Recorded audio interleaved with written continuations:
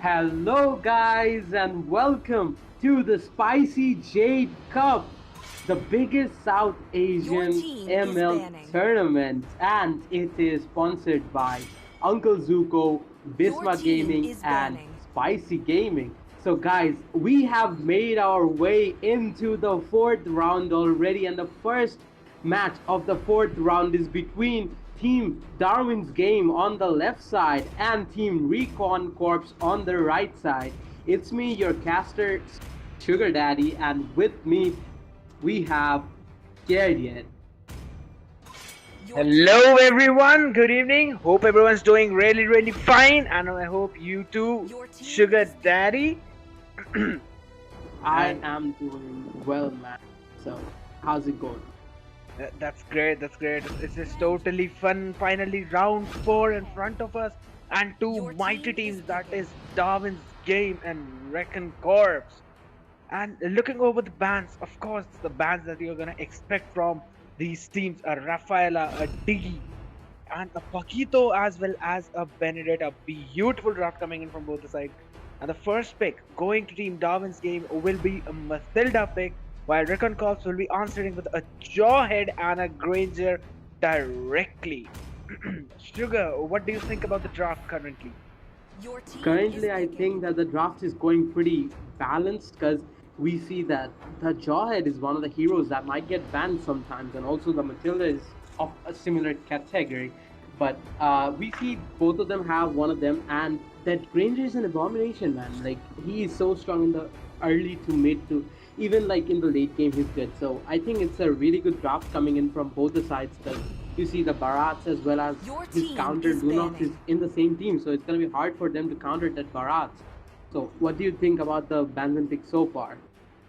I totally agree with everything that you said right now. Now it's going to be ban of the team Recon cause they'll be denying a hyper. Your Yes, a team is Roger banning. perfect ban coming in from their side because that would have been a Your great team is Roger comp picking. from the DG right there. Plus we have seen Tetsuya doing the Roger hyper in the first match. So they don't want to give him that. They want to deny. That's a beautiful ban coming in from Recon Call. So the Chango ban as the reply Your by the team side of is Team picking. DG. Sugar Daddy, what do you think about the Chango ban and this Valir pick that has been gone towards Team Recon Calls? I think that Changuban was really good considering the fact that they have like they have small range heroes because Matilda you need to get close to hit with Matilda as well as Dunox. So if the enemy or the opposite side had a Changu, the team could easily melt those Your team support is and picking. mages because long range triumphs over short range all the time. So I think that Changuban was really well, and as well as that Valir man. Valir can melt down the tanky heroes pretty easily, and he's got a lot of CC on him. He's got that slow, that stun, as well as that little bit of distortion going on. So I think that Valir pick was really good. So I think it's gonna be a really like head-to-head match going on. What do you think, Carrier? And who are you gonna put your money on? Two questions. I totally agree. Both the drafts looking pretty balanced with a Harley as the hyper for the side of Team DG with a Granger as the hyper of Team Recon Corps. Looking on the draft just based on it, I can see that this is going to be most probably a side lane Barats as well as a side lane Hayabusa, two strong side laners coming in from DG with Harley as their hyper, a great hero for locking down one enemy. And apart from a Jawhead, I don't see any other hero that can actually lock down this Harley by the side of Team Recon Corps. Plus, there's a Mathilda who's got the guiding wins for that escape, and of course a Luna as their support. So it's a really strong lineup in my opinion, and I'm gonna go with DG. I agree with you completely because man, they have got all the necessary resources to target that Ranger, but on the other hand, oh my god, before I could say anything, that Kali took a lot of damage in the mid lane and he has to go back to the tower. So as I was saying, I think I'm gonna put my money on EG as well based on that pick. But what the I don't know What? what just I don't know what just happened, but that Kali just got picked off by the minions. That was kind of disappointing to see. And the little fight is going on in the top lane. That, oh my god, that Valor is playing off lane. What is happening? This is a new kind of rotation that I'm seeing right now. Like, are you familiar with this rotation, Scared yet? Absolutely not. And I can say that the draft from Team Recon Corps is really good as well. They've got that Leo mode as their side laner, and it comes online as soon as it gets a bloodlust axe. Okay, there's a fight. Over to you, Sugar Daddy.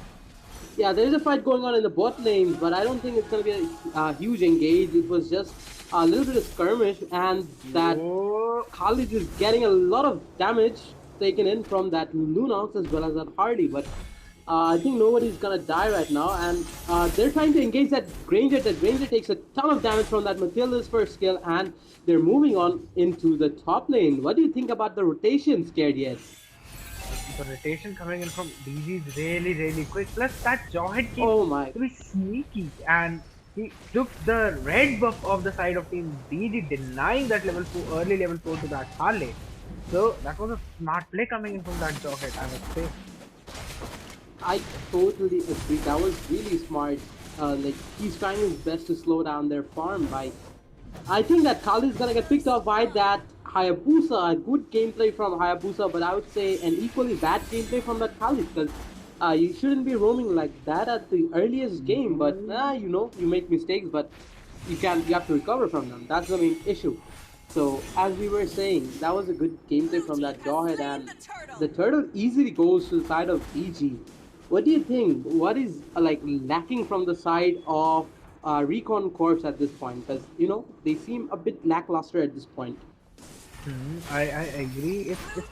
Oh, what a beautiful kill there by Leomor, turning the tables onto that Mathilda, and a nice punishment. Okay, Sugar, over to you. Before I could even take the mic, the Hayabusa got picked off by that Jawhead and that Valor. That was a really good gameplay, and they're going in for the blue buff, and the Harley gets thrown by the Jawhead, but nobody is there to take care of that opportunity, and the Hardy goes in and takes a lot of damage, and the Hayabusa goes in with that ulti, and that Matilda takes a kill on that Jawhead. That was a really good gameplay from the both sides, and in the top lane, the Bharat takes care of the Khalid. What a great gameplay! What a great gameplay! What do you think, Scary? What was that? That's quite some early aggression coming in from both the teams, and whoa, that Hayabusa, my god, what an outplay given to that Leomord right in front of his eyes with that first kill shuriken and that execute. Meanwhile, top lane Bharat might be punished, Sugar.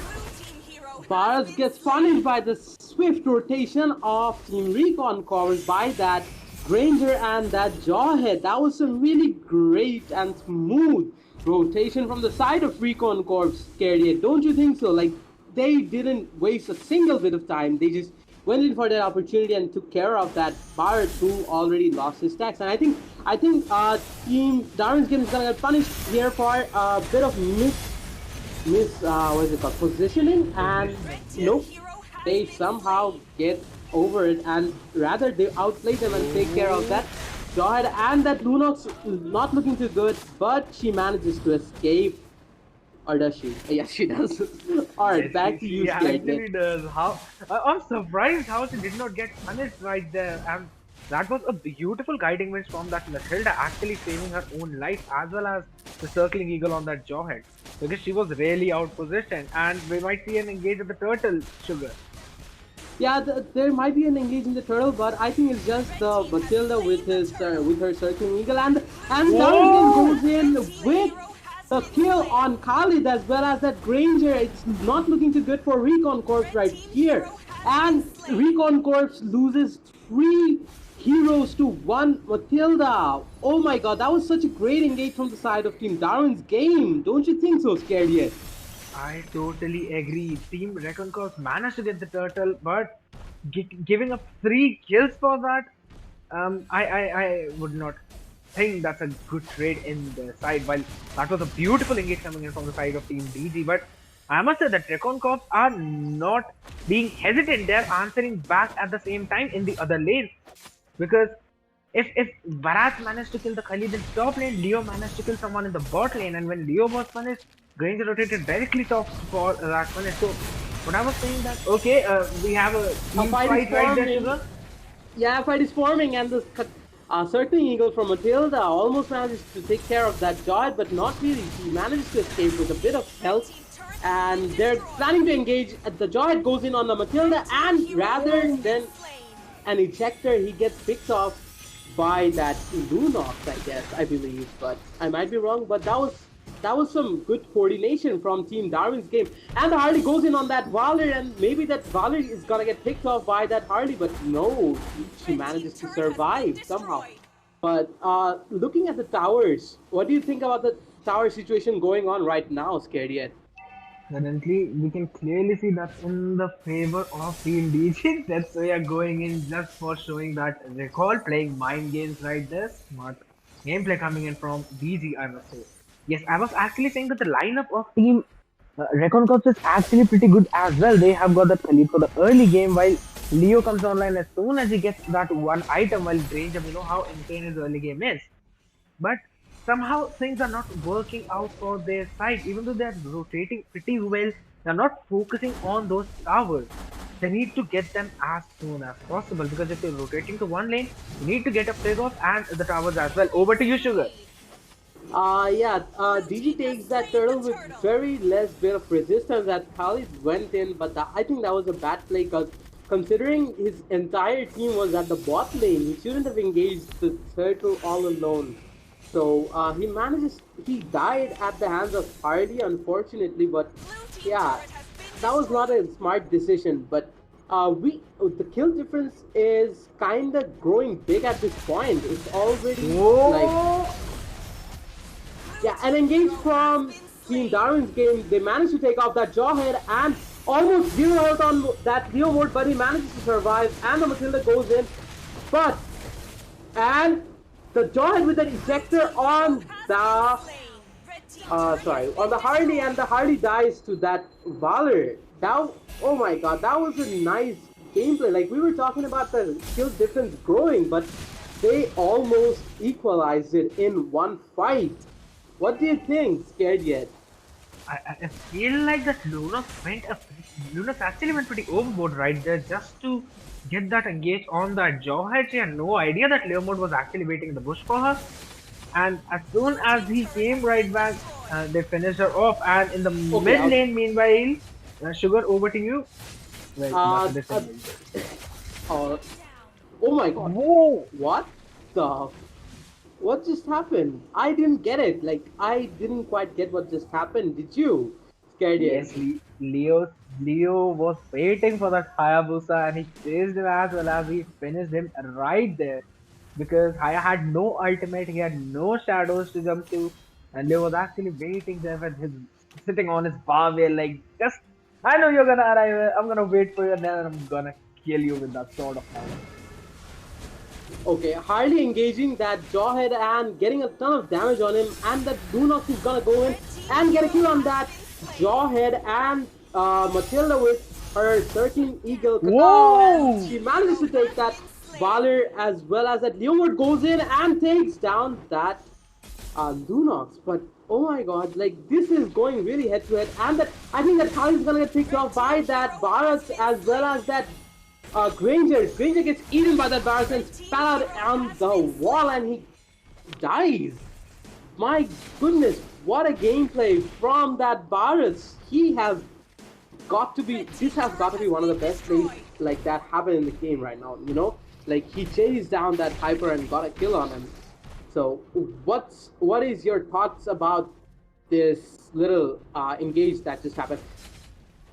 In Scared the you? early game, Team Recon Curse, they were actually looking pretty strong because they managed to steal the red buff of that Harley. But I must say that Granger could not secure the kills and he could not get that snowballing which you would expect. Okay, Luna seems to be in trouble. The light ultimate has been used. Leomord casted his ultimate as well, and that will be the engage. Oh, Messilda seems to be in trouble right now. Will she get picked off? No, guiding wins for the save. Yeah, I was saying that the flow in the early game, it was actually pretty good for the side of the Recon Corps. They managed to get the red buff and they were rotating pretty well. But they could not keep up that momentum. And I feel like the amount of snowballing Granger could have done was not achieved by him. He did not get that much of farm just so he could delete the enemy heroes. But we can see that enemies are actually quite mobile. Hilda, there's Hayabusa, there's Harley. Over to you, Sugar. Let's talk about this later. Yeah, there was a little engage going on, but it was not really an engage. That Harley just found a small window to take a kill, and he utilized that window and got a kill on that Oh, uh, Valor. And a fight is going on, but Matilda with her circling eagle going in, but not really. And the Lunox engages, and she manages to get a kill on that Khalid oh, again. look at the HP of that Granger. Oh my goodness, what is that damage from the side of Team Darwin's game? They're not even engaging properly and they are getting the kills, and like they have such strong backline hitters, and that Hayabusa poking that Valir almost to his death, but he manages to survive. Oh my goodness. Oh my goodness, Carrier. What are we seeing even right here? We're actually seeing a pretty good rotation and engages coming from the side of Team DG. Good pick off from their side. Hale managed to kill that Waleed right there, and everyone. Team Recon Corps are chasing that Baras. They've used everything on that Baras, and it's going to be really difficult for them to come back from it. Over to you, Sugar. Yeah, they just use all their ultis, so they're kind of empty right now. But Team DG uses that to their advantage, and they get almost 2 kills, almost 3, but they get 2 kills on Team Recon, now 3, and they're just gonna push right now. They have also got the Lord that is coming up from the bot lane, so that was not a good engage from the side of Team Recon, because they just used everything to kill one offlaner, and that offlaner barely died. And the Harley goes in, that Hayabusa goes in, and that Granger gets picked off by that Lunox. Is it gonna be game over for Recon Corps right here? Are we gonna see the match end in 30 minutes? But no, Recon doesn't want this to end right now. Just not yet. They are doing everything they can to defend, and that Jawhead is poking that Harley in the top lane, but he is on the backhand right now. And I think they're gonna be able to defend this Lord, but just barely scared yet. Yes, they will lose all the inhibitors in the process. Minions shooting once or twice to that base as well. And that was actually a good retreat coming in from DG because they did not have the Hayabusa. There comes in the ejector, but the circling eagle for the save. Guiding wins on that Valdir. And Matilda needs to retreat. She goes back again. Sugar, over to you. Yeah, that Harley picked off that Khalid again, and that. Oh my god, is this gonna be a wipeout from the side of Team Recon? Oh. Now that Granger barely manages to survive, but I don't think he can do anything at this point. I think it's gonna be game over for them right here. But they're just going inside the man, base. this oh! They sacrifice themselves for that Granger. They have got some. I think they've got some issues about property with that Granger because they just don't want him to live. And the match ends in favor of Darwin's game. What a head-to-head fight. Scared, what are your thoughts about this game? Was such a beautiful game. Plus, we should make a rule just to just to ban that bully, man. Just imagine you being Granger, and there's a Lunox, there's a Harley, a Matilda, as well as a Hayabusa with an immortality jumping into your fountain to finish you off, and then they manage that as well. If you cannot survive in your fountain, then there's no place in the map where you're gonna be safe. Just imagine his situation, man. That was a bully. That was literally bullying. But Uh, overall, Overall, a really good match coming in from both the teams. Team Recon Corps were really good in the starting. They managing to steal the red buff off that Harley, denying the level 4 to him. But they could not move forward maintaining the same momentum. They actually, there were quite a few engages where they could have done better. For example, in the second last engage, Johat threw barrage and they used everything just to try and finish off that barrage. But that would be obviously a waste. Barrage is building a tank. He's a side laner, but he will be standing as a tank in the mid to late game for the side of Team DG. So targeting him would actually mean nothing. They needed to go for that Harley. They needed to mark that Lunox because Lunox was a pick just for the late game. They needed some hero to scale, and they had Lunox for that insurance. So they needed to go for that Lunox as well as that Hayabusa. But apparently, Team DG managed to get that Valiant Ranger more often as compared to Team Recon Corps. So those were the few things that actually went in favor of Team Darwin's game, and they got this game. Sugar. Yeah, I completely agree with you, man. Like, they had such a strong draft going in, but one mistake, two mistake, they just keep piling up and dragging you down for the rest of the game, and it was uh, it was just that snowball that just swept them away. But it was a good game from both the sides, and best of luck to DG for the next round, and best of luck to Recon Corps for all the upcoming tournaments. So guys, don't go anywhere. This was just the first match of the night. Stay tuned with us. We are gonna be back with a lot more exciting matches. So it's been your boy Sugar Daddy, and with me I have Scariot, and we're signing out for this match. But you guys gotta stay tuned. So guys, bye bye. See ya.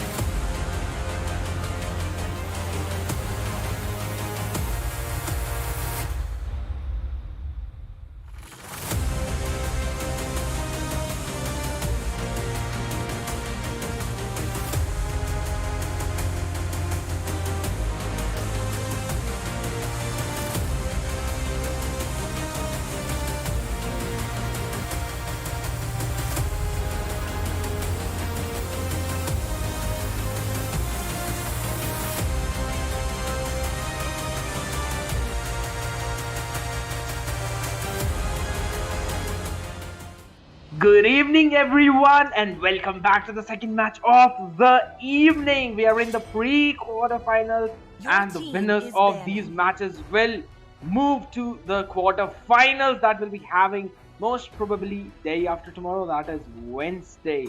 And welcome to the Your Spicy team Jade is Cup banning. powered by Spicy Gaming, Wisma Gaming, and Uncle Zuko. This is a match that's gonna be between Team Blood Oath and they'll be up against Team Blaze Esports. And you'll be watching this match with me, not a scared yet, and my co-caster, one of the fan favorites, Jinx. Your team is Hi banning. guys, welcome back. So for the second match, he already stole my line for me, so I'm not going to repeat the teams. Your team Uh, is picking. it's been so long since I casted. I feel like everyone's forgotten about me already. Oh, of course, no one will forget you. You can just go away from casting, but you won't go away from their hearts. Even your heart, you're the only one who simps for me. Literally the only Um, person. okay, you're absolutely right, but I'm Your not going to team agree to is that. picking. Let's look over to the draft now. We can see a Granger, Chango, Matilda, and an Eve ban. Okay, and Eve is banned, basically denying that Eve composition to either of the sides. I find it pretty good, and I believe that if there's a team that can pick a Farsa, it's gonna and go up with a Farsa composition in this match, they might actually have that Your advantage team in is that picking. mid game. Totally. This Eve has become so annoying. She has that insane slow damage and also that immobilization for like 1 second, I think, which is really, really annoying because, if her whole team protects her, she can literally just wipe Your out the team enemy is team picking. and it's going to be so hard to reach her. But looks like Team Blood Oath is going to go for an Alice and Louis pick, which are really good picks at this moment. Louis with all her CC and Alice, which can just jump into the back lane and kill this Bruno right away. But they did give away this Paquito, which looks very dangerous for them because, as we know, Paquito Your team has is such banning. insane laning and damage in the early game to late game. So, overall, I think on both sides, they both have really good balanced picks. Yes, I'm picking up that Estes. Will we see an Angela as a double support Bruno composition coming from the side of Team Blaze Your Esports? team is I, banning. I, I am actually really excited for that, and we can see that Team Your team the is Blood picking. Oath they have locked in that Alice, especially for that late game insurance, just to get to that Bruno no matter Your what, because team is Bruno's just got picking. one dash while Alice can literally spam her skill one and reposition herself again and again within just 3 or 2 seconds. So that's actually a pretty good counter for the Bruno, in my opinion. And locking that Esmeralda right away, Team Blaze Esports, they are looking really strong. That Paquito for that early game, as well as that Bruno for that early, mid, and late game, because he's absolutely great in that early to mid game, and he Your grows team to is become picking. insane in that late game. While Team Bloodoth will be finishing their draft with a Martis and a carry pick. Jinx, over to you. Feel like Team Blaze Esports just needs one Diggy pick to counter the whole enemy team. But sadly, if they do pick that Diggy, they're gonna fall short on damage. But overall, both teams have really good picks. They do have this Alice and Martus, which can just engage onto the back lane. But Oh, double support coming in right there. To me, it feels like they're going to fall short on damage for now because Estes and Rafaela are not going to deal that much damage. While if Esmeralda gets caught out in the back lane of the enemy team, she's going to get damaged very badly. I totally agree. But picking in that Estes as well as that Rafaela extremely good for those engages as well as those disengages. The Holy Baptism coming up with that stun. Plus that Estes with his ultimate as well as skill one just to save that Bruno.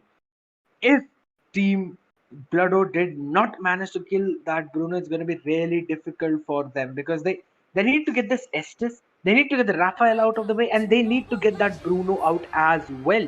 Plus, they'll be having that Paquito as well as that Esmeralda trying to flank that carry to get a kill on her. So very strong lineup coming in from Blaze Esports, but the Blood Oath have strong lineup and as well they've got that Martyrs who can just uses mortal coils in, uses second skill just for that in and out, as well as his enhanced attack speed for that damage with his ultimate. Decimation rates actually deals 2 damage with enemies who've got 50% less than 50% HP. While we can see that Alice, who actually scales really good in the late game, and she can be a very good counter for that Esmeralda once she gets that necklace. And Louis as well, her insane early game as well as the crowd control provided to the whole duration of that game, that yin yang. Team Blaze Esports need to be aware of that as well. Plus, we always know the flicker ejector surprise combination of that jawhead. So, Jinx, just based on the draft and all the analysis that we've done, who do you think has the upper hand and will come out on the top? Yeah, right now, I think it's going to be a battle of endurance versus damage because Blood Oath does have more damage than Blaze Esports right now. And looks like there's going to be an engage on this Bruno. But no, he managed to get away. So, back to what I was saying. So, it's going to be a battle of damage versus endurance. And I feel like Team Blaze Oath has a much better late game because they do have that carry which can melt down this Esmeralda very easily, but they do not have any healing at the moment. So it just depends on who managed to last till the end. So I think I'm Yes. going to go with Blood Oath. I feel like they have much more damage, and as you know, I really love this Alice picks a lot. Yes. So basically, you just combined both the team names before this one. You Did I? said Team Blaze both. No, I said blood. I said blood. I said Blood Oath. Don't do Okay, we'll argue about that later. There comes in the first blood going to that Bruno. Insane yin yang coming in Red from the team Louis, hero but has been Bruno will slain. fall off to that Red carry, team and that's a Red decimation kill hero on Red that team Paquito by hero that has Martis. been Martis slain. running for his double kill. Will he get a yes? Of course, he will get one. That's a double kill for that Martis. A great engage for a true trade coming in for the side of Team Blood Oath. But that won't be any turtle for either of the sides because both the hypers are dead. And I actually am impressed by the rotation coming in from Esmeralda all the way from the bot lane. Okay, it was not Esmeralda, my fault. My fault. It was actually the Estes that managed to get the kill. Yes, so over to what we were arguing about that. The last thing you said, the I blood oath, didn't but say before Blaze. that, I said but blood. but before that one, you actually said Blaze Esports. There comes in the Holy Baptism, stopping that Martis right away. Flicker popping out from him just to save his life. He actually got the guess that Paquito will be on to him, and we might see an engage at the turtle right now. Jinx.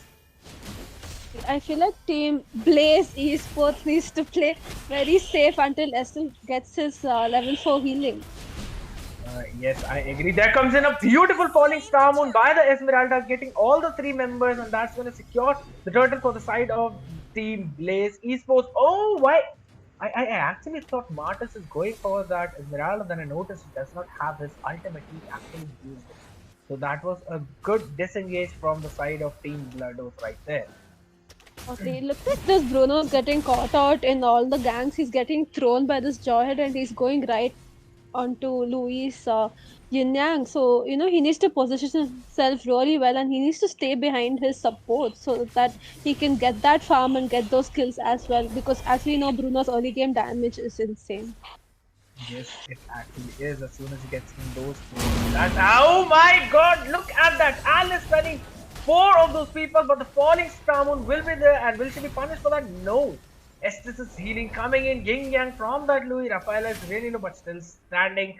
Look at the juggling from the side of Team Blaze Esports. First it was Rafaela that took the damage, and after that it was that Estes who came up to tank all that damage just to save the life of his comrades. Pretty good one. In the top lane, we can see the Martis versus a Paquito. Who will they both will retreat? They both have literally equal amount of HP. I'm gonna enjoy this duel a lot, James. Literally. And as I said, it looks like Team Blaze Esports is falling a little short on damage because even though they have that sustain, they do not have anyone to damage in early game. Because Bruno is right now he's playing very safe and he's just staying in the back lane, even though he could have gotten that kill on Louis because she was a bit out positioned over there. Yes, but I feel like it's just a little bit safe strategy coming in from the side of Blaze Esports. They just want that Estes to get in that one or two items just so that he can heal Bruno even if it's caught by that Jawhead. And Bruno is also waiting for his first item after the Raptor Machete, just so he can confirm those kills. Holy Baptism coming on to that jawhead just for the disengage. Even Estes has popped up his ultimate pretty early. I feel like it's a good time for Team Bloodwood to engage. They have actually left the turtle. Esmeralda coming in, there's Estes is healing on that Esma. They don't have the ultimate of Estes or Rafaela. There comes in the knockout strike from that Paquito. Carry is gonna be finished off by him, and so will Jawhead. He won't escape, and there he goes down. Paquito rotating all the way from top into the turtle lane just to support his teammate.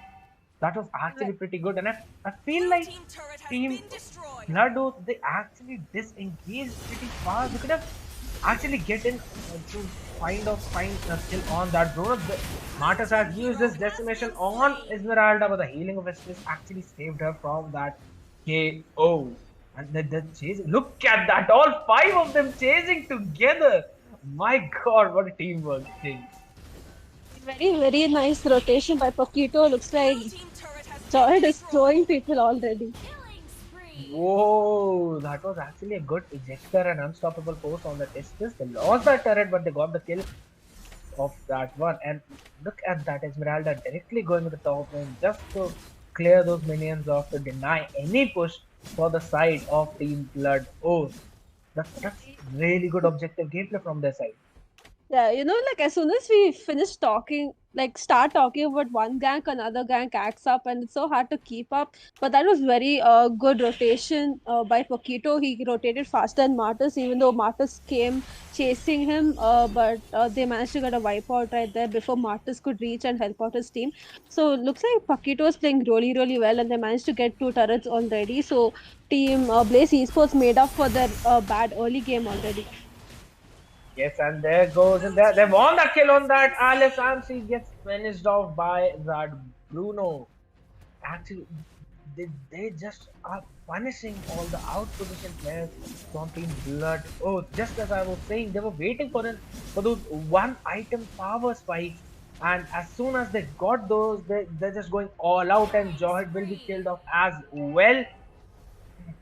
And I feel like that Team Bloodwood need to reposition themselves because there's going to be a third turtle that would go in favor of Team Blaze Esports right there. I don't think so. We're going to see any contest. No, Carrie wants that. Oh, she managed to steal that. Will she get punished for that? No, she will not. That was an extremely necessary turtle for their side, Jinx. Don't you agree? Totally, very, very a clean lot steal. She just went in alone and just retribution, and she got that turtle. So very well played by Kerry right there. And looks like Team Blaze Esports lost their top turret because Paquito is now rotating with the team, and they're going 5-man completely, and they're just ignoring their side lanes. Yes, it was Esmeralda's job in the top lane to save that turret, but she kind of slacked off in my opinion, and Martis took that opportunity. They need this. They need to get in those towers. They need to get in that gold as soon as possible because even though the kill lead right now is in favor of Team Blazing Scores as well as they took 2 turtles, we can see that the gold is still favoring Team Blood Oath right now. So Team Totally, Blazing Scores like, yeah. The sadly, like, even if they miss out on one off laner at this point, they're going to lose out on so much damage because Raphael and Estes are not going to be doing that much damage. While Kerry got that kill on Esmeralda very clean in top lane, and Paquito is going to be pushing bot lane, but I don't think he can do much against Alice. Yes, Alice will be there in the tower just to defend that lane, and we can see there's still some poking going on in the top lane. I don't know why Rafaela used that holy baptism on that creep area, but I guess it was a misclick or something. But that was actually a good pick off on that Esmeralda. They expended a lot of ultimates just to get her finished, and they managed to do that. That was really an important kill, especially for their confidence and to loosen up the mental pressure that they've got built up on themselves. And looks like Lord is going to be up, so as the advantage is going to go to whoever takes this Lord as soon as possible. And Not much going on. I feel like they're just zoning out the teams, and Bruno is farming up. So these side lanes from Team Blaze Esports need to rotate very, very soon because Lord is up. If they miss out on even a little bit of damage, they're going to lose out on this Lord. Yes, I agree. Bringing those two supports is actually a good strategy if one of them actually builds that magic damage. And I feel like Rafaela can go for a full magic build, and she will be dealing that insane amount of damage. I'm not saying the enemy wiping out damage, but the poke it will hurt because the more she stacks her skill one, the is it skill one or is it skill two? The one which actually reveals the position of the enemies. Skill 1, skill 1. Yeah. Skill 2 So, is 1, 2, 3 healing. oh, okay. Healing prayers for everyone. Yeah. So the more she actually stacks her skill one, the more damage she deals. So I feel like Rafaela Mage build is actually a pretty good option for the side of Team Blaze Esports because having Estes as the tank build as well as that Rafaela plus even Paquito and Esmeralda will be going semi-tanks, they will lose up to the damage, especially if Bruno gets picked off by the side of Team Blood Oath right now because the damage output of their side is immense and they'll be spending everything they have just to finish that Bruno off. And it's a full Bruno composition from the side of Team Blaze Esports. Okay, the Holy Baptism on that Jawhead and that ejector was on Estes and he popped his ultimate right away. I feel like it's a really good time for Team Blood Oath to go in for that engage. Don't you think? There's no Totally, healing from the totally. Estes. Estes has wasted his ultimate right there, and looks like Esmeralda wasn't talking to, so she didn't rotate fast enough. And this is such a good opportunity for them to take this Lord because Estes, his ultimate is still not up, and they won't be getting that much healing, as well as all 5 team. What's Blood Oath is available to get this Lord, but looks like they're not going to go for it. They're playing very, very safe. So they could have taken this Lord very easily. Bruno's just taking his blue buff. I agree with you on those points. And is the carry going for her golden staff right now? Is it a golden staff or is it a wind of nature? What do you think? It's a wind of nature. She just picked up her wind of nature, which is going to be very good for her to dodge this Oh, Paquito. okay, and there goes in that Alice and Jawhead. They're targeting that Bruno, but Estes' healing is paying off for their side, but still Bruno has to retreat. That blue buff on that Alice is actually paying off, but the damage from that Bruno, my god, that was some insane burst finishing half of the HP of that Alice in just 2 shots. But what I feel like that team Blood Oath, they actually went for the disengage on 4 of their members while Alice wanted to go in for that engage on that Bruno. And they're just poking all the Lord going on. Team Blaze, they wanted that Lord, but that was a good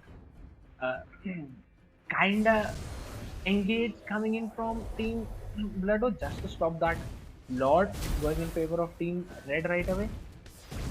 I don't understand why they skipped this Lord. They're playing way too safe. I feel even though they do have that farm lead and they have 5v4 and looks like Kerry managed to get that kill on Paquito. So a bit of bad game sense right there. They could have taken that Lord very easily, but looks like they're going to give this Lord up to Kerry to take while they are just farming. What's going on? No one's taking Lord. Is there some strategy we don't know of? Both of them just want to play safe. They want to get a pick off on at least 2 of the enemy heroes just to secure that there won't be any contest for that Lord. But we can see Carry actually going in for that Lord right now, and Team Blaze Esports, they do realize it. They want to go in for the contest. There comes in the falling star moon by Esmeralda, but Steve will be stunned right in that position, knocked up by the Lord. Will she finish off? No. SS ultimate coming in. There goes the unstoppable force. It was blocked onto Bruno, but ejector was on that Esmeralda. Mart is coming. You can have a maniac right away. The Lord has been stolen by the Bruno, but that's gonna be 4 kills. That's gonna be all the 5 kills in favor of Team Blood Oath right there. They lost a lot, but they have wiped out the side of Team Blaze Esports. It's a great time just to end the game from that bottom lane, because Lord will be going from the it will be going from mid lane most probably. There comes in the minion. Martis wants to end it. Yes, Lord is in the mid lane. That's will they manage to end it or not? Estes will be up in 3 seconds, and so will Esmeralda now.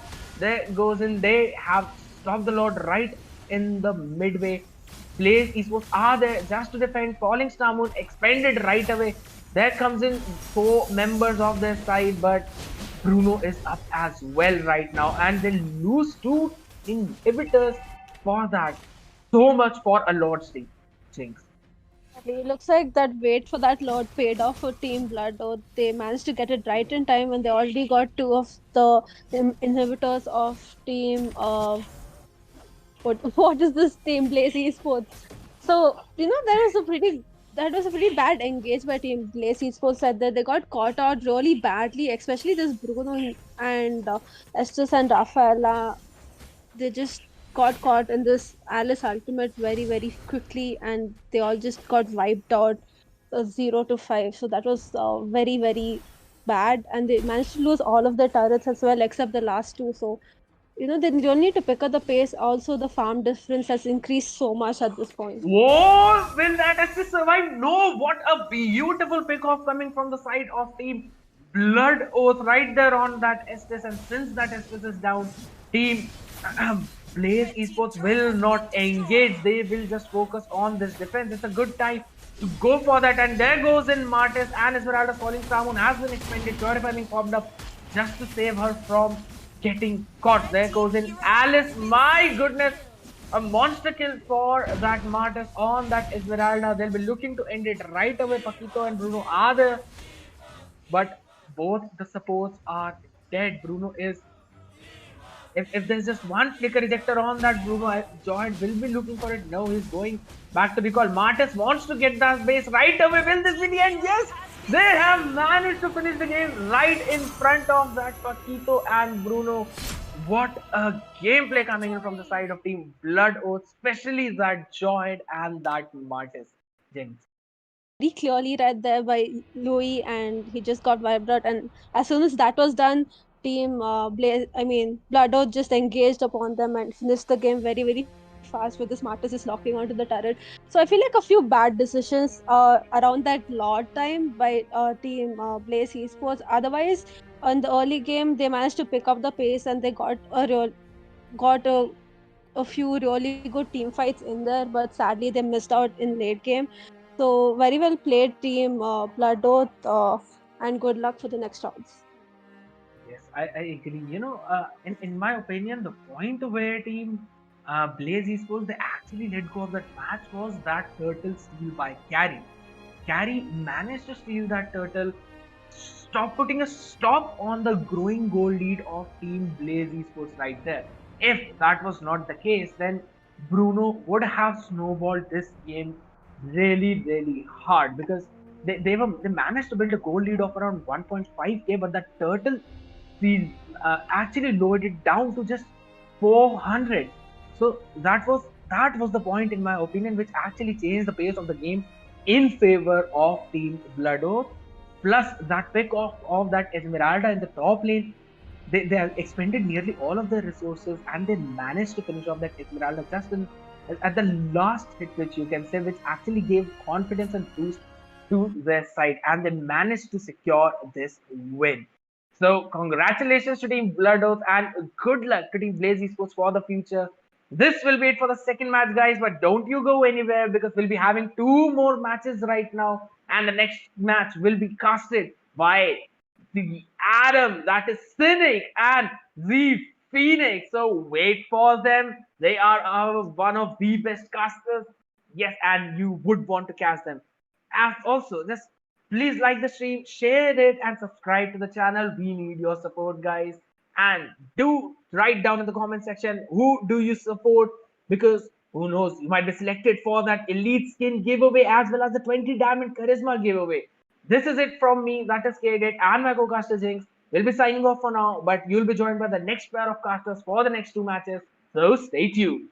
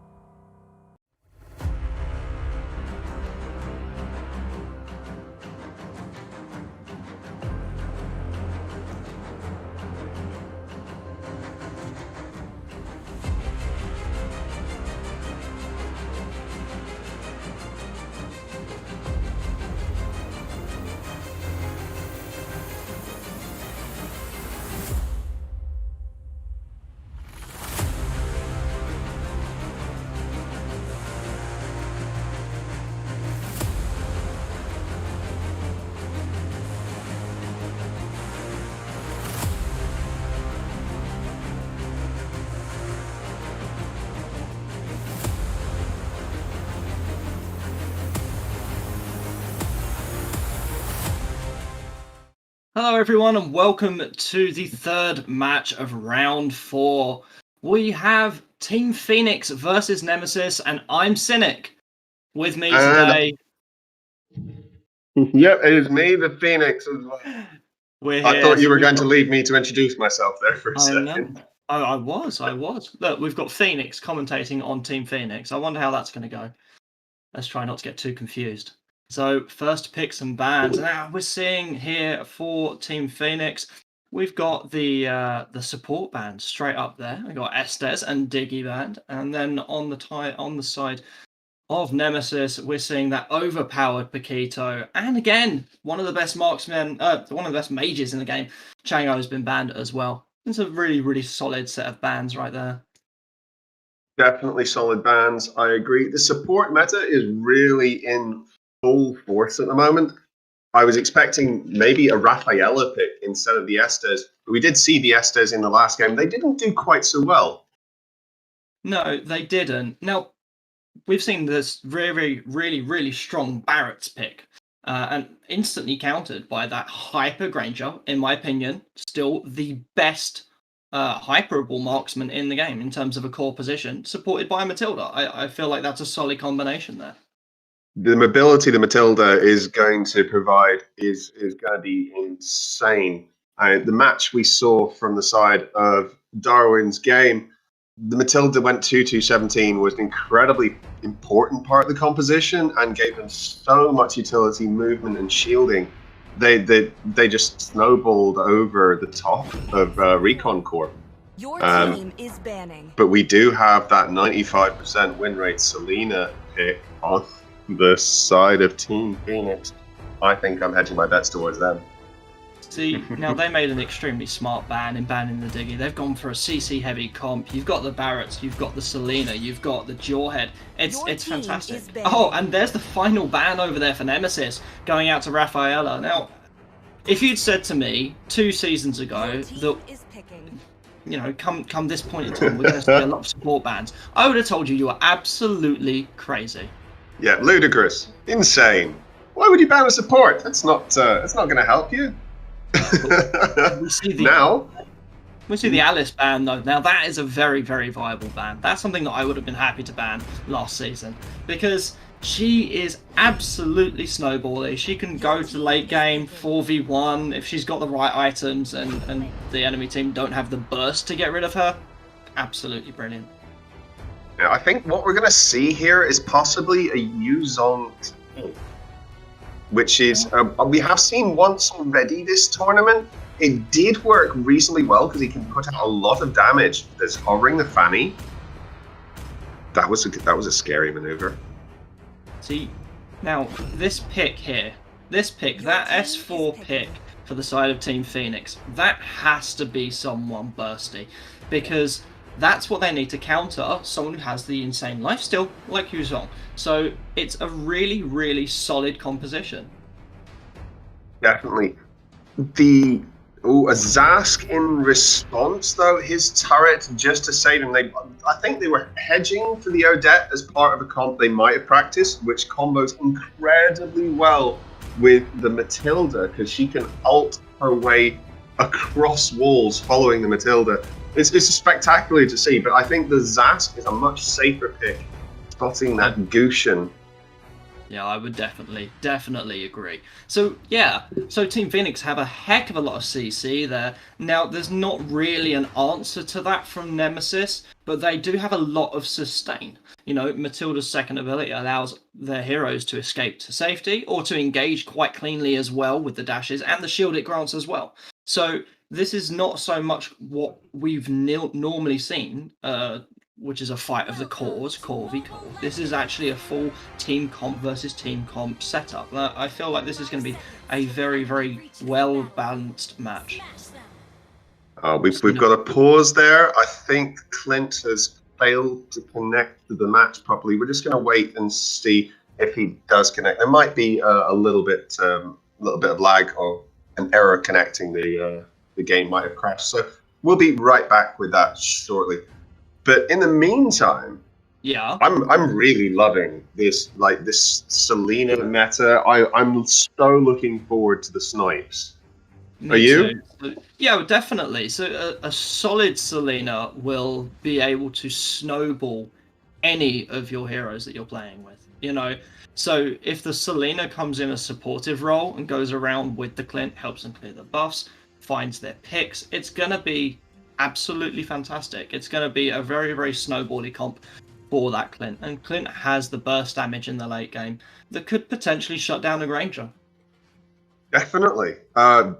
If Selena gets one of those stuns off, especially at max range, that's night for anyone. Yeah, just absolutely. About. So now that explains exactly why they banned the Diggy. You know that entirely. Yeah, that AoE CC immunity, that would really, really mess with the composition of Team Pheonix. Oh yeah.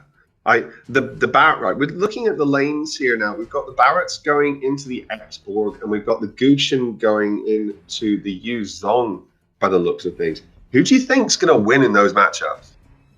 Well, I feel like Gusion's not really got the wave clear, so he's probably going to wait for Yu Zong to push into tower and then clear quite safely, and then possibly look for some roam or some support towards his Clint.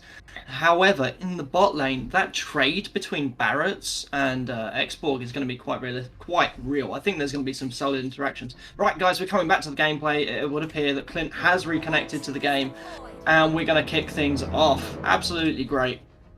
Glad to see he's reconnected. Yeah, that would be a 4v5 would be a bit one-sided at this point. I'm agreeing with what you're saying about the Gusion. I think though, once he gets to level 4, he's going to be looking to all in and try to one-shot the Yu Zong, whereas the Yu Zong has the advantage early a lot. Yeah. So there we see that trade in the top lane. Now that first ability of Yu Zong able to chunk out the Gusion already. There's his wave clear. Gusion's decided and just, I'll fight it in the middle of the lane. That's fine. Barretts has cleared his bot lane. Now look at him roaming up already just to keep his stacks up. He's going to help take that the Letho Wanderer for the enhanced movement speed and vision. Now that's a really, really smart position from him. Moving back down to the bot lane. Just look, he has not missed a single minion. That's a perfect roam up towards the mid lane.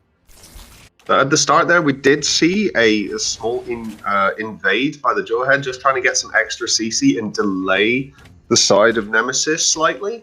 It didn't amount to much, but maybe just the slightest delay of help. Yeah, absolutely. Might give them that tiny bit. Now is Barretts in trouble though. We've got the follow-up here. Oh, there's the first Selena stun of the game that we're seeing. Are we going to see first blood here? It looks like we are first blood. There goes to Barretts. And that was a beautiful... Oh, and a double kill there for the Jawhead. I can't believe that. That was beautiful. And Selena goes down as well in the mix. Clint here looking for a pick. Gets a little bit of poke off there onto the Granger. Now, maybe Team Pheonix is going to be collapsing down here onto the X-Borg. Doesn't have his ultimate yet. That's the Fragma armor down. He's definitely in trouble. Oh my gosh. There we go. Clint gets a kill onto... the X-Borg. Very well played there. They knew just when to back away from that and when to pursue. Very, very nice. Now that's a very smart move there. They've positioned and timed things so that they can come in and attempt to take this this first turtle uncontested. Jawhead doing his best job of zoning off Nemesis there. I'm just counting the Selena snipes as they go. That fight lasted long enough for her to get back into the fight, having died, and get another stun off on that Granger. Didn't follow through though. It does look though that Gusion and Yu Zong, that matchup that I mentioned earlier, my prediction on Gusion going all in at level 4 is definitely winning for him. Yeah, I agree. He's able to out-trade, and if he can dodge the lifesteal abilities of Yu Zong, he comes out on top. There we go, another Selena stun in the mid lane, and Granger goes down. That was insanely fast. There's the ultimate of X-Borg in, and Zask gets the kill onto the Jawhead, and that's a double kill for Selena. She's playing absolutely beautifully. There's the follow-up from Gusion. He gets a kill. Oh god, sorry guys. I'm gonna drink a little bit of water. Fine. That was a brilliant rotation down from the Gusion there, knowing that he had enough time to get there to be able to support the fight. Another stun by the Selena on the tower. It's just a little bit too deep for her to dive with that Zas turret there, not knowing where the enemy is as well. They could be coming back into lane. But in the bot lane, Barrett's has used his ult to try and take down the Use ult, who goes Dragon Form to get out just in time. He's not going to be going down. But Barrett's just getting out there. Did you see the timing of that? If the timing of that was everything, if the Barretts had been recalling half a second later, he would have died to Matilda. That was absolutely... Oh, the throw from Jawhead was brilliant! Straight into the stun of Clint. He had no chance. There's our second spawn down from his ultimate. Another stun from Selena. Looks like Matilda's going to go down. Oh, the throw on that from Jawhead. Finished off by Barrett in the mid lane. Absolutely beautiful rotation up from the bot lane. And look, set up again for another uncontestable turtle. This is how they snowball. You fight around objectives, you secure them. And look, Jawhead moves down to the bot lane to recall, knowing that just in case the Yuzong comes in, he can come in and defend. Jawhead with that ejector has been absolutely pivotal in all of these fights so far.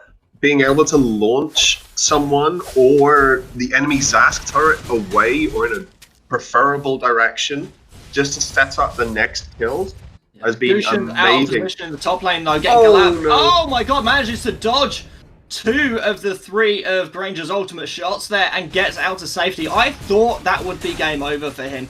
I did not see him escaping that, and he maneuvered perfectly. Well, his ult does give him a dash, so he knew he had that maneuverability. It was a little too deep for how I'd like to play, certainly. But that is definitely someone with a lot of confidence in their champion there. Absolutely. That's trusting that your cooldowns are going to be exactly where you want them. Look at this rotation. Gushin's down in the bot lane looking for a pick onto the Yuzong. Can't quite find it. Meanwhile, Team Pheonix are looking for a 3-man gank in the top lane onto the X-Borg. I'm not sure how that's going to pay off for them. They are sitting there very patiently looking for that pick. You watch top, I'll watch bot. They're collapsing on bot as well. Gushin safely behind tower. Yeah, Matilda attempting to get that poke off. Now look at this in the top lane though. Now Xbox still has his immortality, but I feel like, look at that 4-man invasion under tower. Immortality or no, you are definitely going down there, Xborg. Oh, mega kill there for the Selena. Meanwhile, Gushin forced off of that bot lane turret. Nemesis doing their best to stay in the game, taking advantage of that pressure they're feeling on the top side to push that bot lane tier 1 turret. Gushin did so well to get away from that. Oh god! Did you see how many people we managed to stun with that ejector? It was absolutely beautiful. We got a 3-man stun with his ejector. That was absolutely class there from the Jawhead. That was insane. Matilda just escaping with a sliver of health out the back there. Absolutely. Look at this follow-up from Gushin. No, he's going to get killed. Oh! Granger goes down. I'm very surprised that Gushin wasn't looking for a pick onto the Matilda. Maybe they knew that they had the backup behind them. I don't know, one dagger might have done that there. Very touch and go. Maybe he just did not have the cooldown on him. Such a shame there. He missed out opportunity. Yeah, absolutely. But meanwhile, that's 3rd turtle in a row, completely uncontested to the side of Team Pheonix. They're playing absolutely beautiful game. Going true to my name, they are can't really get much damage out there. The turtle shield from Clint. Oh my god, his burst damage. Did anyone else see that? Ranger's health went from 100 to about 25% in an instant. Absolutely beautiful. That was nasty. We're looking at Team Pheonix with about a 6k gold lead already. That's nearly 8 minutes, and they're chasing under tower. They are indeed. Well, the turret was low, so they figured we'll put the pressure on, push them back, and actually, rather than going for the kills, we'll take advantage of the fact that they've abandoned the tower. We'll take the objective. Objectives win games, guys. You know, it's very frustrating as a solo player a lot of the time when you see people fighting. My god, Granger! You know? Absolutely. Look at Granger! Oh my god. He got chunked out there something. Wow. That was a lot of damage. Ultimate puts out a lot of damage, but can't quite find any kills. Selena's going to help take this this blue buff invaded right here. Matilda looking for a bit of poke damage. Finds some onto the Clint, but it's just not enough. He bursts so much harder than she does. Granger just sidestepping that Selena stun there. That would have been max range. It would have absolutely been. That would have been good night.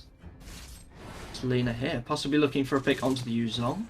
And Team Pheonix are definitely setting up for this gang. Look at this. Proxied off the wave by the Jawhead.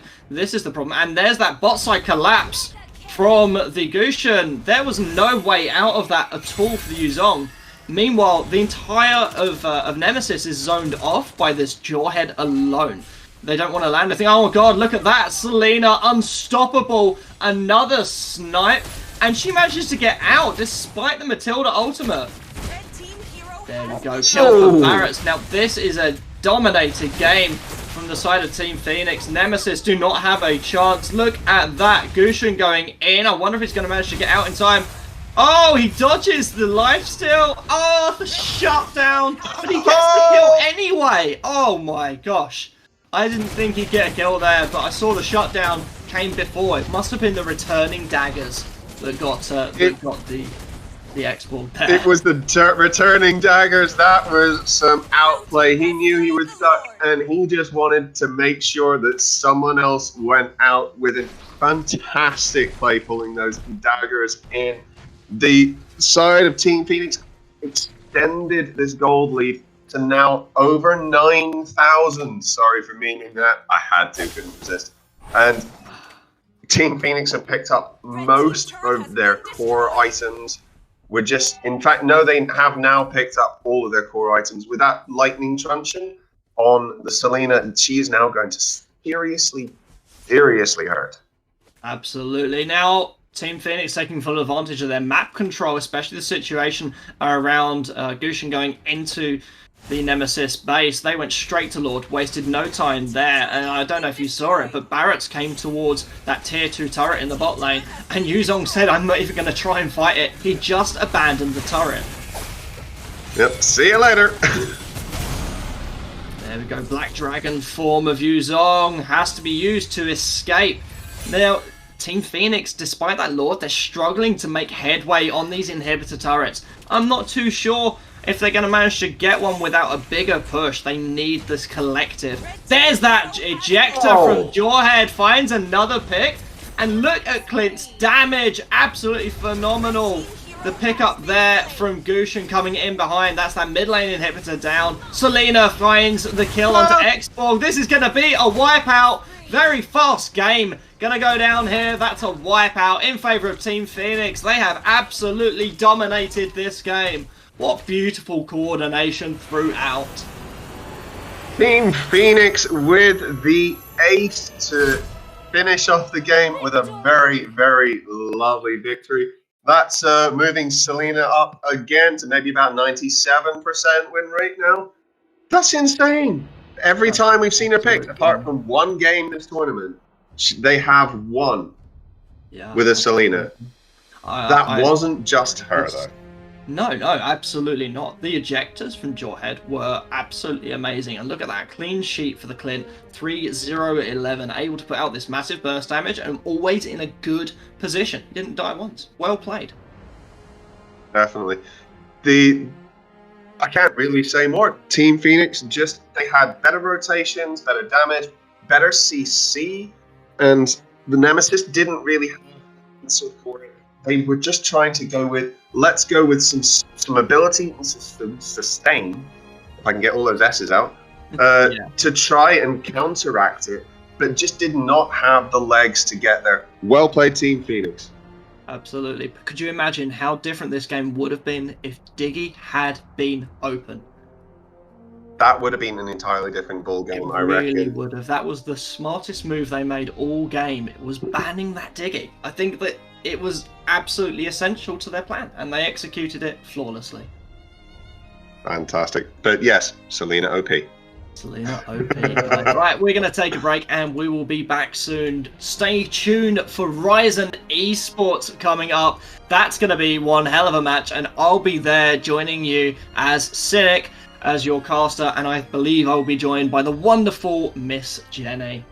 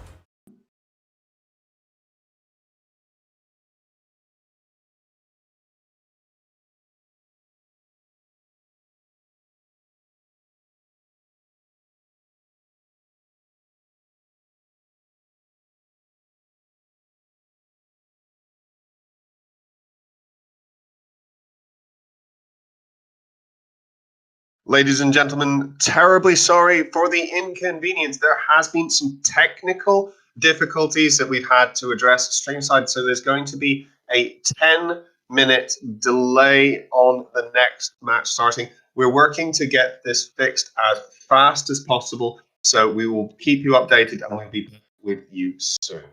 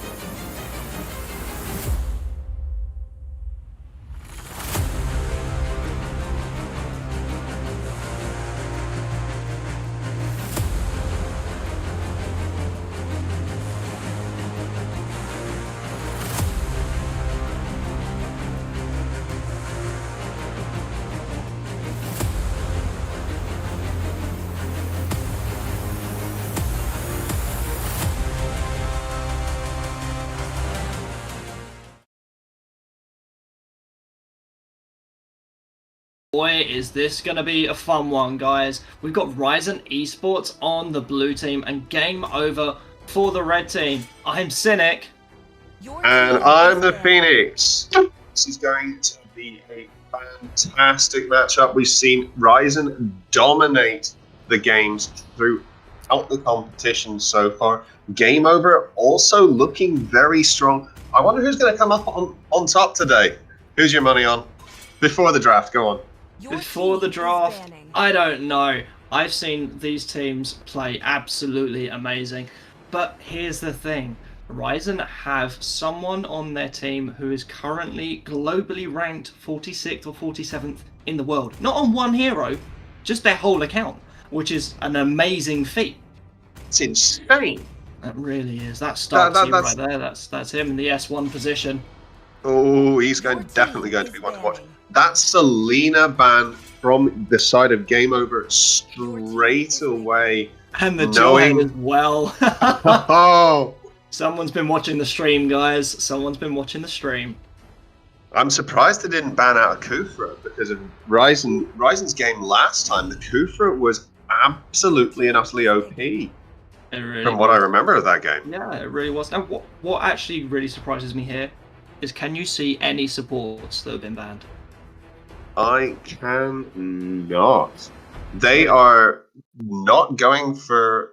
I don't think they're putting much stock in the support meta. I think they might have their own strategy. Absolutely, but they did ban the Paquito, and of course that overpowered Chang'e, who in the late game can absolutely melt just about anyone. We're seeing this Hyper Granger again being picked and played for game over, and he is one of the strongest Hyper Marksmen in the game. Definitely. That's an interesting pick from Ryzen there, with the Lunux and the Farsa, both mages. Is this, we're going to funnel support mid, or is this going to be some other side lane strat that we haven't seen yet from them? Oh, it's possible. Now, Farsa can be played in the mid lane or even inside because she has that massive roam potential with her flying abilities. You know, this is something that allows them to be very flexible when it comes to laning. Yeah, they haven't shown off their hyper yet either. I think they're waiting just to make sure that they have that edge. We've got a final bans coming in here. We've got the Claude targeting some of the potential bans for picks for Ryzen. And we've got the Export because they're targeting that off lane. This is going to be an interesting last couple of picks on both sides, I think.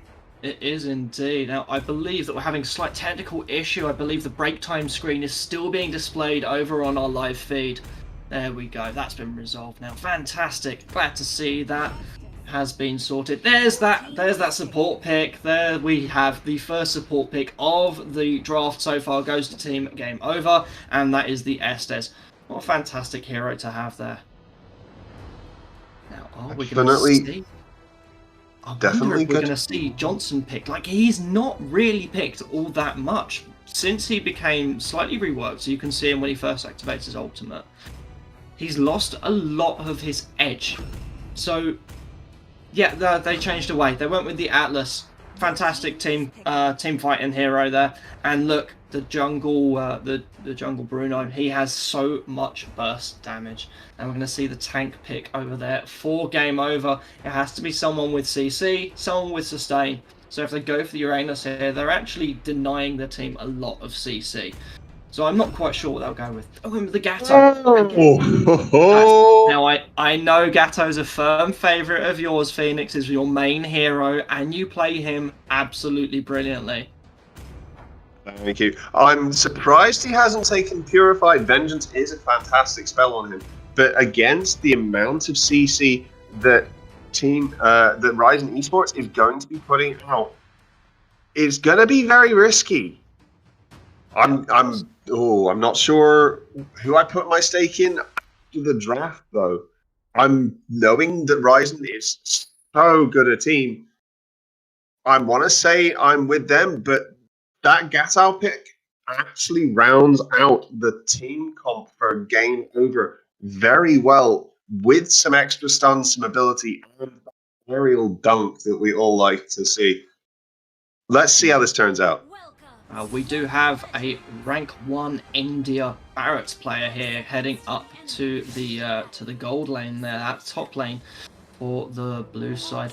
So we are getting a little bit of mic dippage from you there, Pheonix. I don't know what you can do about that, but I was looking for that trade in the mid lane to start off. Oh, there we go. Granger looking to position himself in an offensive way. Now, just going to get through this as fast as possible. Those slows from Estes absolutely do the work for Granger. They may even be looking for an invade onto the purple buff of the Ryzen. I'm not sure they'll go for it, though.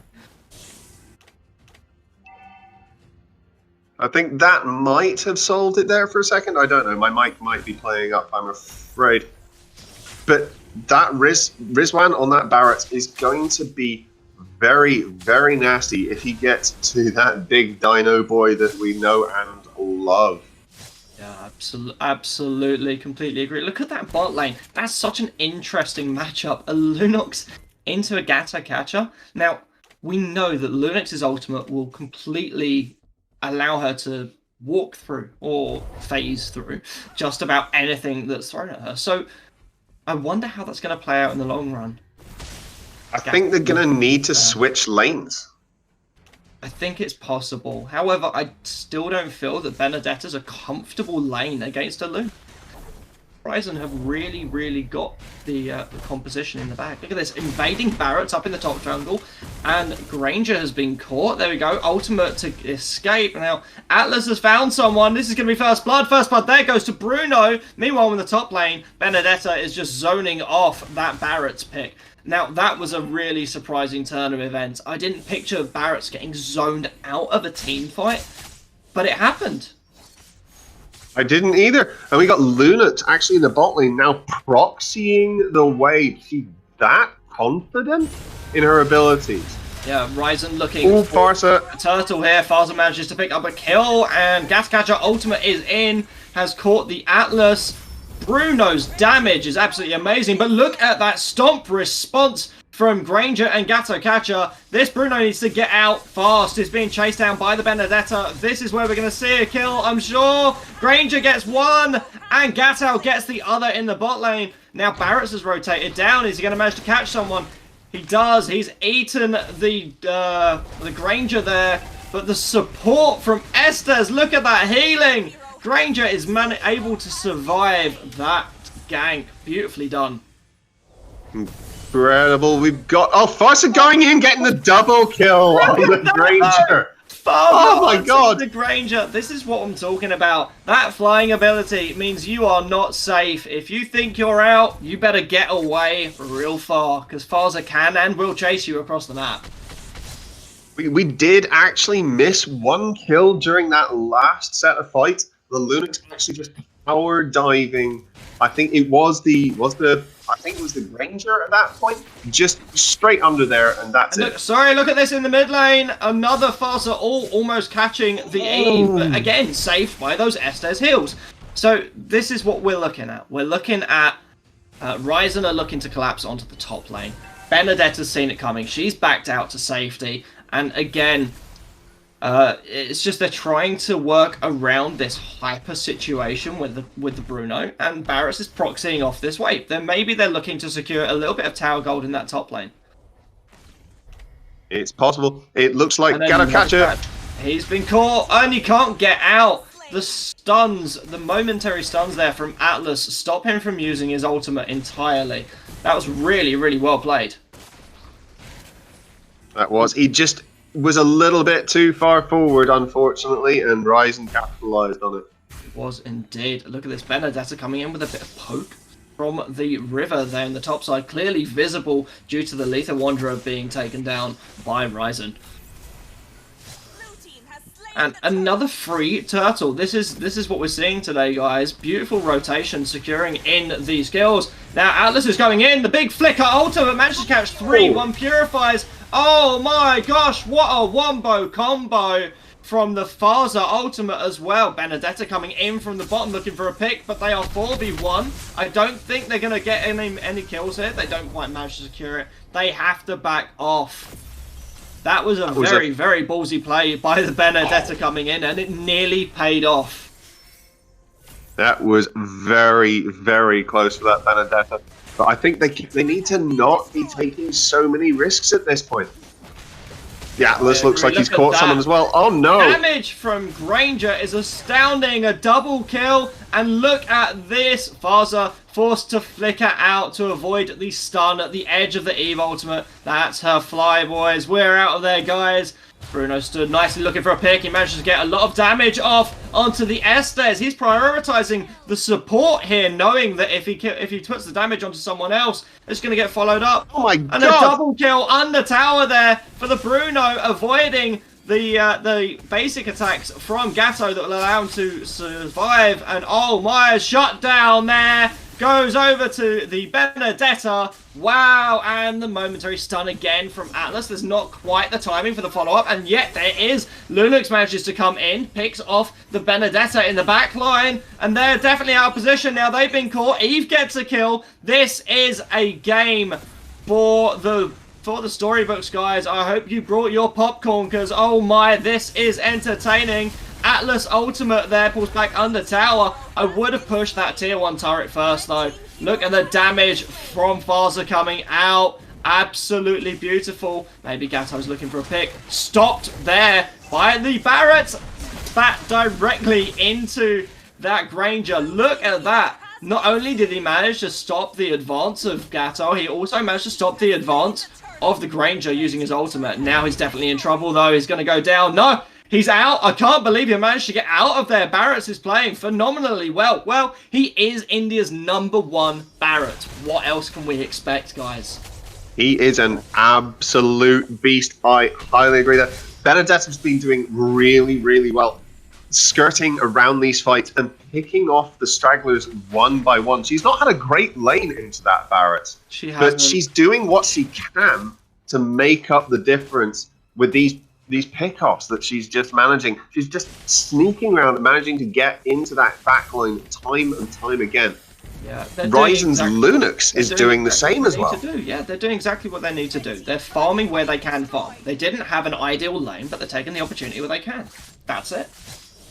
Perfect. Easy rotation. Great gameplay. Atlas just keeping his passive up. Slow so much by the Eve, though. I can't believe Atlas got out of there. Being chased, and the execute finish there by Benedetta. I wonder if they're going to manage to catch the Farza. No, Farza has far too much mobility. Oh my gosh, what a fight, guys. The burst damage from Granger, the follow-up there from Benedetta. I wonder if the Bruno's going to find... No. Oh, it would have been all over for the Benedetta if Bruno had found her there in the bot lane. She managed to... I'm not sure. I'm not sure. She looked like she was quite healthy at that point. She was just backing to get position on that top tower. It would have been an interesting fight between the two of them, certainly. Yeah, but let's have a little look at Bruno's itemization here. He is 7k gold, right? That is quite a significant lead. Is about 1.5k ahead of the Benedetta. He has completed his jungle item entirely. He has his Berserker's Fury. He's going to be putting out some serious damage. And there's the endless battle as well to round it off. He is built now. Damage from Benedetta. Oh my gosh. Can't believe Benedetta managed to find a kill there. They're definitely in trouble here though. They most certainly are. They're going to go straight under tower. Shut down there. Goes to the Barrett. And look at that. That ability of Estes to zone with his stalling field. Another great ultimate there from Atlas. Feeding kills to their teammates. Oh my gosh.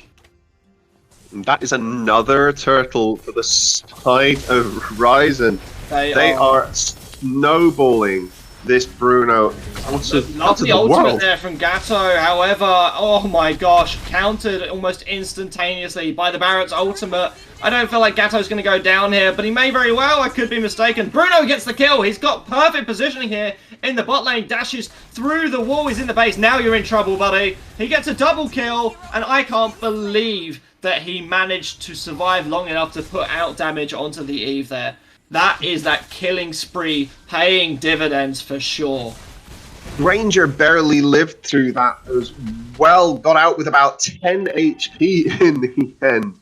And there's Rizwan on that dino dancing in front of the Nexus. Look at this, cutting off the escape for Benedetta. Oh, Benedetta uses ultimate to get through though, free to safety. Granger picks up a kill onto the Lunux. Now Atlas coming in again. Are they looking for an ultimate? I don't know if they've got it off cooldown. They do have it off cooldown, but the flicker goes in the direction of escape rather than attack. I wonder if Barrett's is going to come down. He does indeed. Granger gets another kill. This is the point in time where you don't want to be giving Granger these kills. He can snowball so fast. Faster taking full advantage of the distraction, pushing up that top lane inhibitor. But they've been taken out. Lovely ultimate there by the Gata Catcher. Stops that inhibitor push. But it has just one hit left on it. That's almost 2 inhibs down at 10 minutes 45 into the game. Bruno positioning himself here around the Lord. I think he's going to go for that straight away as soon as it comes up. Clear that jungle. I think he'll go straight to it. I don't think they're going to wait for the 12-minute enhanced. I could be wrong though, guys. No. I've been wrong before.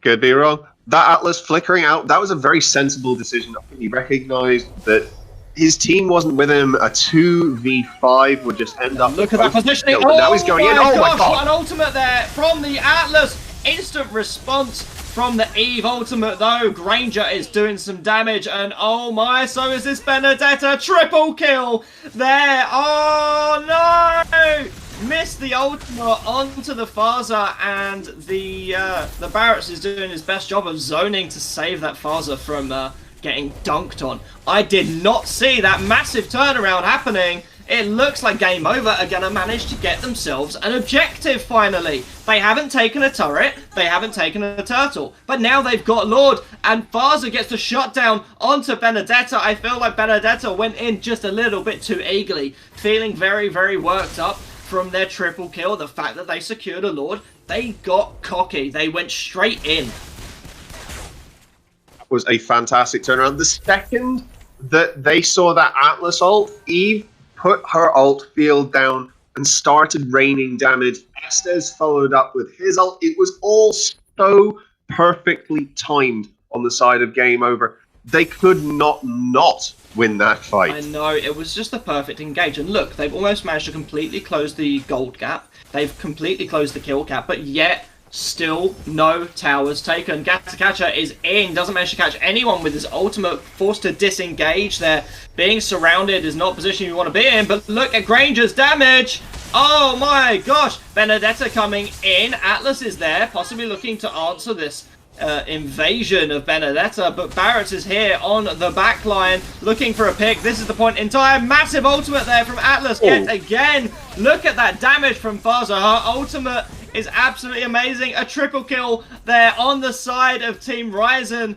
There we go, guys. He's going for it. Game Over. We're saying, we come back. We've got a triple kill. Phaser says, hold my beer, guys.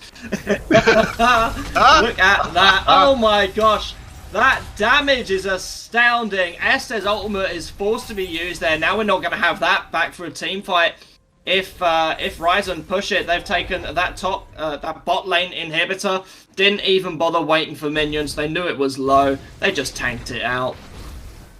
See the reaction time on that Lunux ult there to get out of the Eve field. That was impressive work. Really, I don't think I've got quite that fast reaction. But what we saw there, that original turnaround we saw, Ryzen saw how that played out, and they avoided most of it the second time round, disengaged, and then re-engaged with everything they had. Yeah, they did. They waited for skills to be used. They waited, and they learned so quickly. Wonder if Atlas is going to find a pick here. Oh, they missed the momentary stun. That's the ultimate down for Benedetta, though. She doesn't have that now. So that's her movement. She's being chased.